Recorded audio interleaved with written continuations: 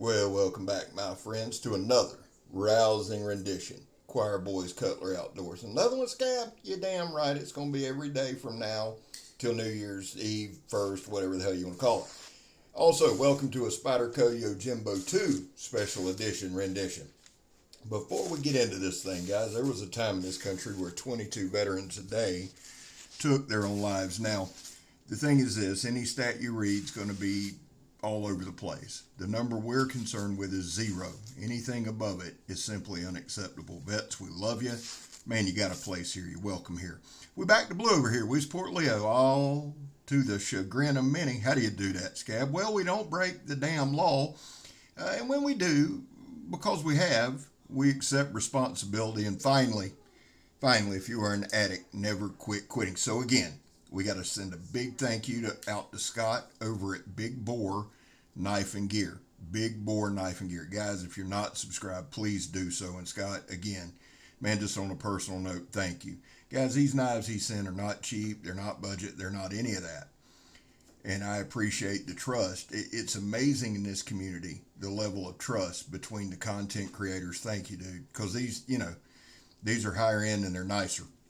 So I just want to take a second and take more than a second and say thank you, dude. I really appreciate it. Plus, the Yojimbo 2 is a special edition, and we're going to talk about that.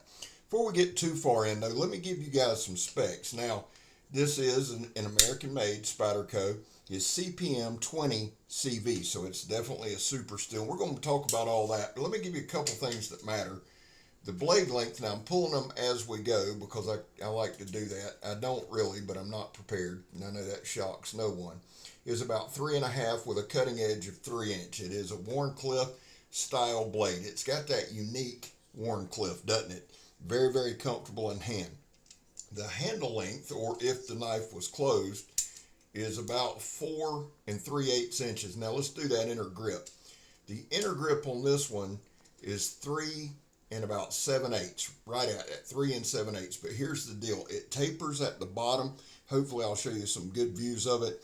So it's kind of open-ended at the bottom. That pocket clip, check that out, man. That's just a cool color. I don't know if he put that on, if Scott put that on, or if it came like that, but that is super dope. It is a compression lock.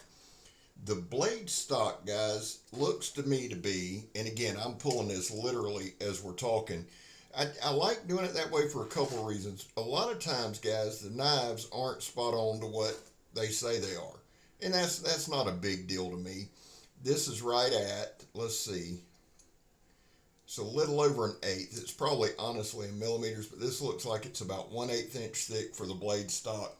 And it's beautifully made. Now, we're going to do something that we don't normally do. And there's a good look. Good look at the ride. Good look at the carry. Thing fits great in pocket, man. It carries well. It rides well.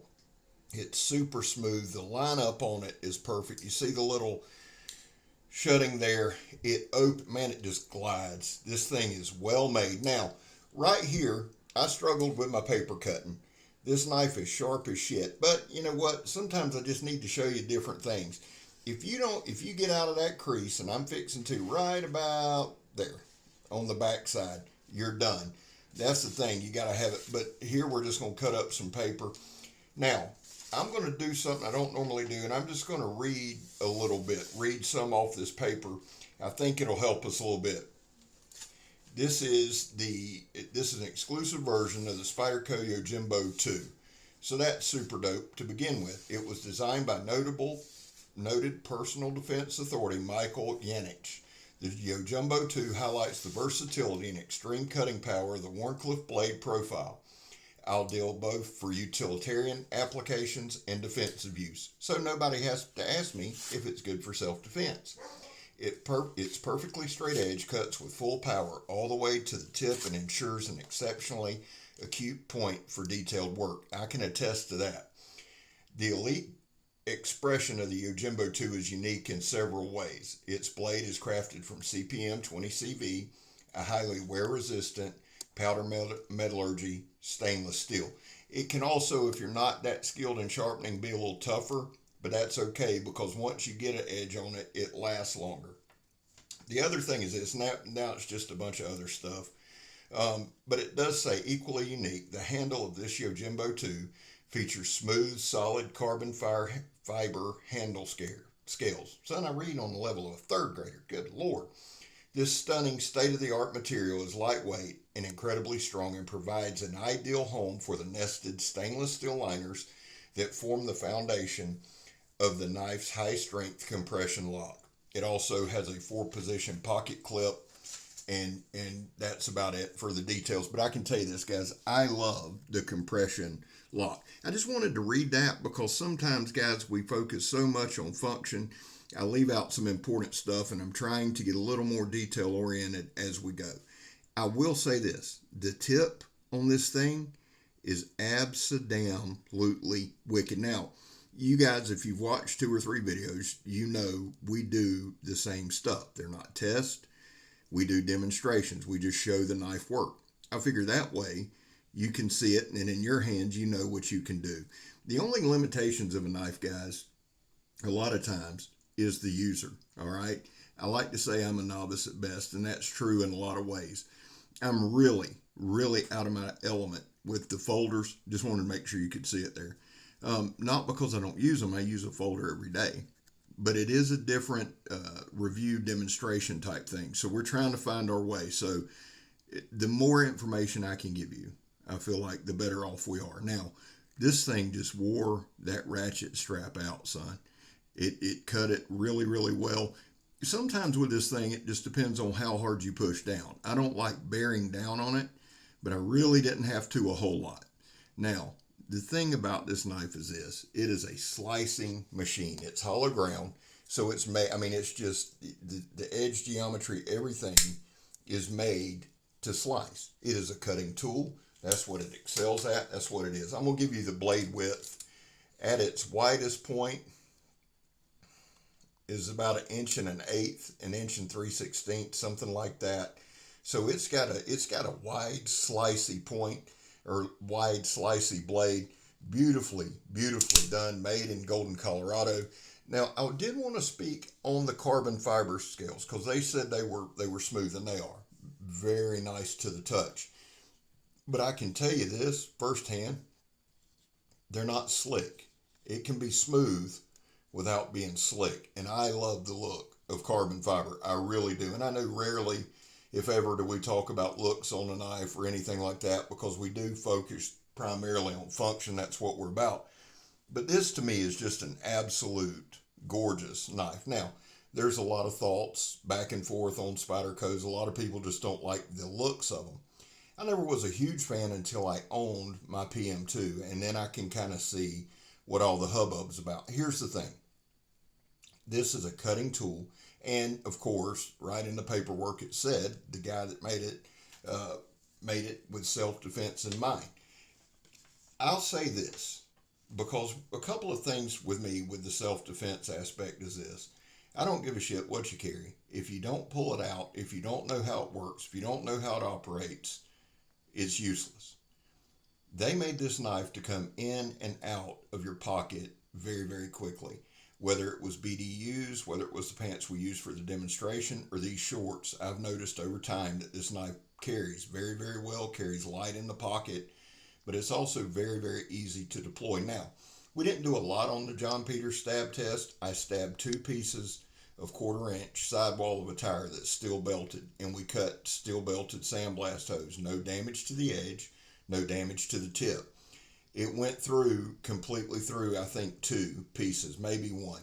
But either way, guys, and please bear this in mind as well. I don't raise it back like a psycho. Like if you need to stab something, charging Raging Bull or something in your way, you're not going to gauge your stab. You're just going to thrust. All right. So with a 6 to 8 inch quick punch, it punctured a steel belted piece of sidewall. It'll get down with the get down.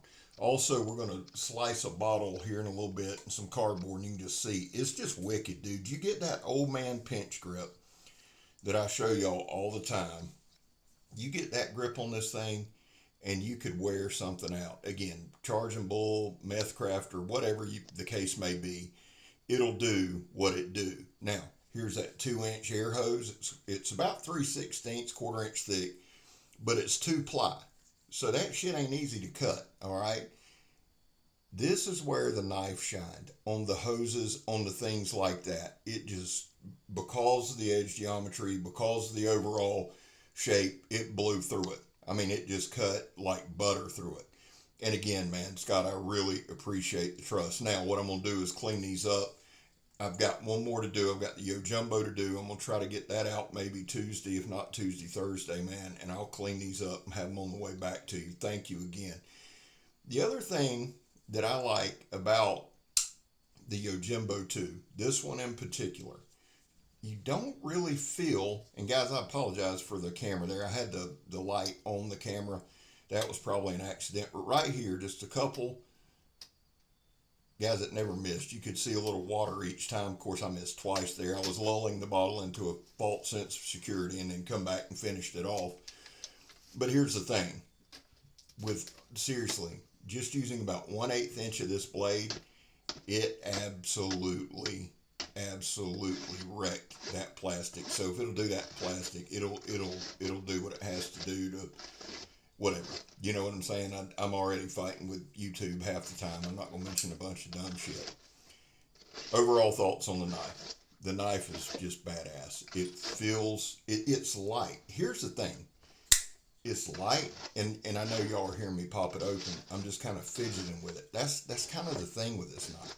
You can get a damn good grip on it, where I know where your fingers lock. I know it's not coming out of my hand, but it's really light. It's really fidgety too. I love that about it. The balance point on the blade is actually down. I'd say it's probably a 1/2 inch below where the blade and the handle meet. Right there in that choil, and the choil is actually contoured. So when you lock into this thing, you lock in. I don't know if that's jimping on the ramp, but you've got a good place to put your thumb. This knife screams comfort. I mean, it absolutely screams comfort. I believe it hits above its weight, and it's just a damn good knife. Guys, listen, here's our shout outs. Here's our last minute of the thing. Donnie B All Day. Name of the channel's Donnie B All Day. Check him out. Joe, Steel Forged and Fire. Check out Thrasher's Garage. Brandon Thrasher. Awesome dude. Check out Grugsy over at Legion Tactical. Pistol Pete is on the march. Check him out. The Angry Dracula. Some great channels right there. Charles Jones, the Redneck Nerd. Guys, check these guys out. Also, please check out my community page. Got a lot of great ones over there. A lot of good dudes over there that I think you'll like. Here's the deal. My goal is to put out a video at 2 p.m. Eastern Standard Time every day from now till the end of the year, January 1st. We're going to 30,000. I love y'all. God bless y'all. Hope y'all have a great work week. I'm Scab. You're not. I'm gone, son.